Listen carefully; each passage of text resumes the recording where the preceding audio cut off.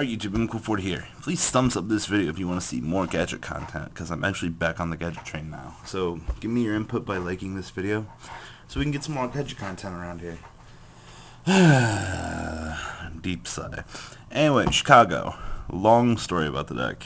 My good friend M helped me come up with the original frame for the deck.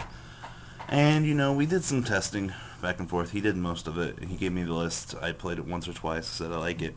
I gave it to Justin Delhan. We bounced the idea back off of each other for a little while.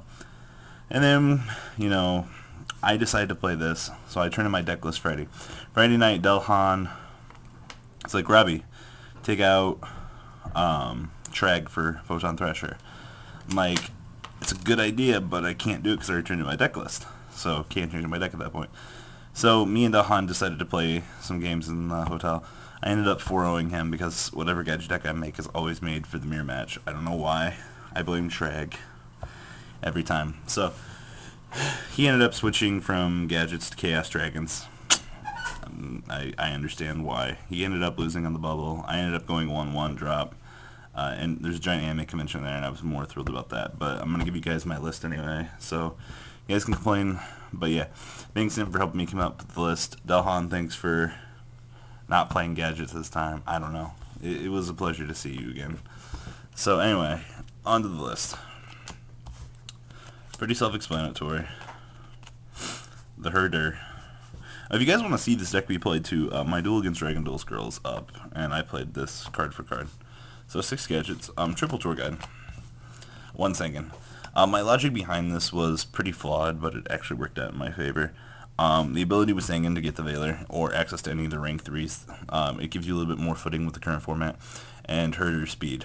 So that's why I did it. Triple Veiler, no player priority. Seemed like a good move. Double Thunder King. Double Thunder King. With the current format being as it is, the ability to drop a 1900 beat stick to try to slow them down seemed really good, especially against Dino Rabbit. This card really blows against Insectors, but, you know, I didn't play Insectors. This card did work against Digimon when I played round 1, and against Adric High's Dino Rabbit.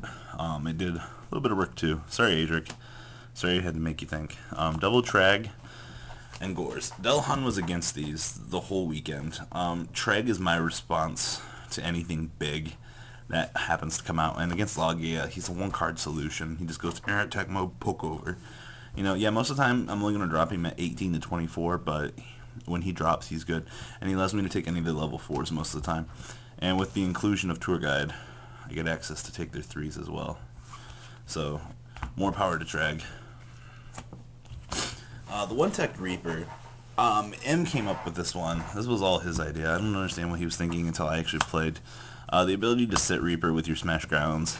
There you go, Herder attack. You know, you smash the guy out of the way, you get in at their hand, and you know, he's a wall that most decks have a conventional problem with getting over.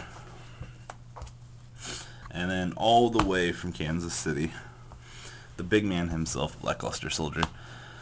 Why am I still playing Lackluster Soldier? Well, I thought about it for a while, and with all these lights and darks in the deck, the inclusion of an extra boss monster seemed a little bit needed. And, you know, you really do get there with Utopias and Roach. All your lights and darks seem to add up, and, you know, he's just a one-hit wonder. So that's why he's in there. He was just one of those cards that seemed really good. Triple Duality, still pretty standard for Gadgets. You know, you need to be able to get to your pieces. And with the deck being 42 cards, Duality just fits right on in there. Heavy, double MST, back row hate. Monster Reborn, Dark Hole, pretty self-explanatory for Gadgets.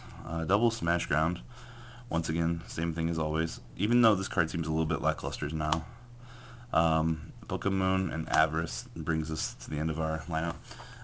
With Tour Guide and Avarice, there's just so many plays that you can pull off. Next up are the traps. You know, the basic Solemn Brigade. Bottomless is really good now, no priority.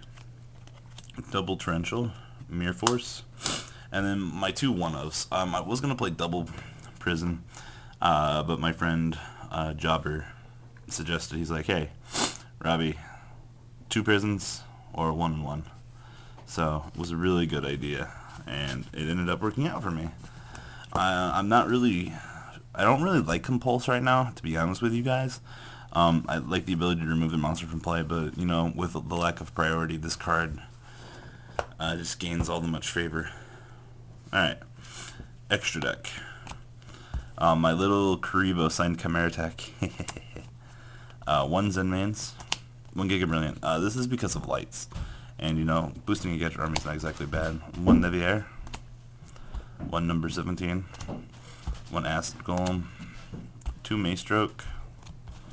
Stahar Scar. Double Utopia.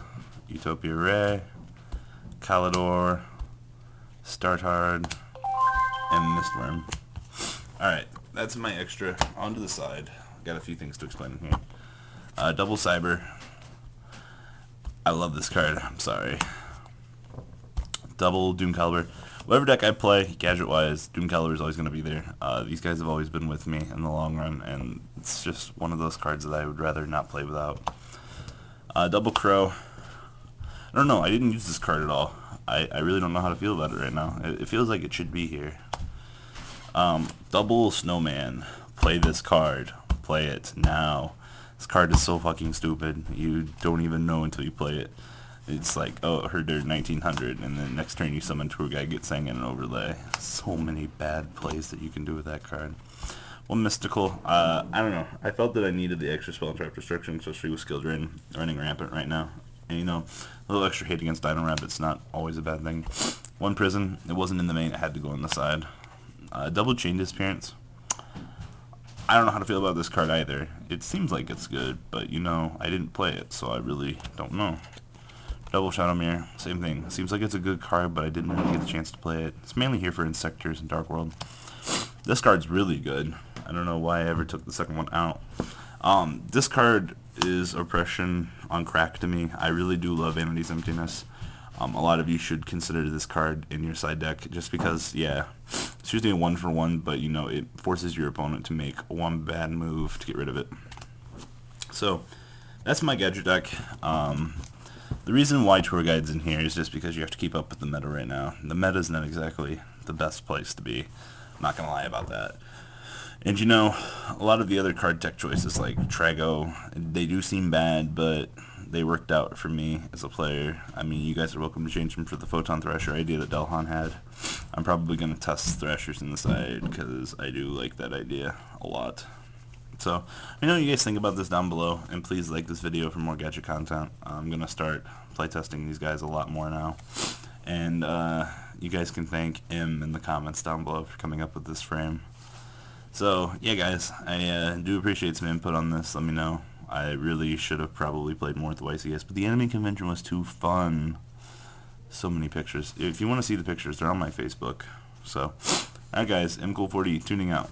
Pieces of Skittles and rainbows of shits.